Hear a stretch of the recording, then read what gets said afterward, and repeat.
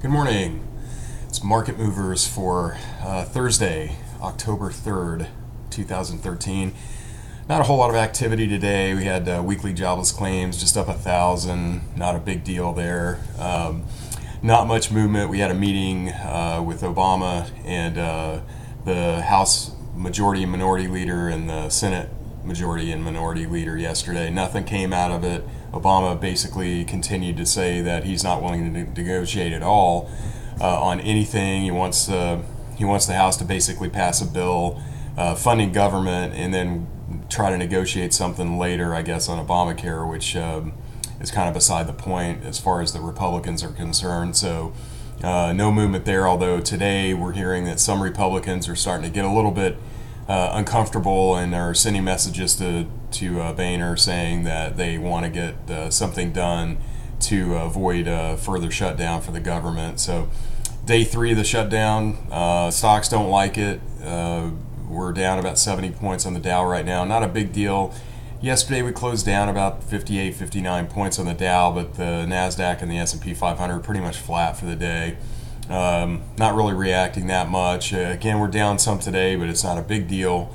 Investors pretty much are taking it in stride, and as long as things don't last more than much longer than they already have as far as the shutdown goes, we shouldn't see too much downside specifically related to the shutdown, although again, if it continues, then that may change. But we'll be back as soon as we get past the shutdown.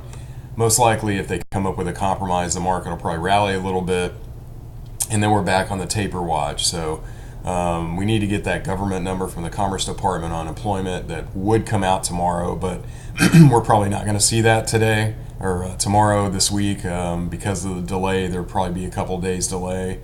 Maybe get it by midweek next week, depending. We could get it tomorrow, but it looks like it's probably doubtful. So we need that data.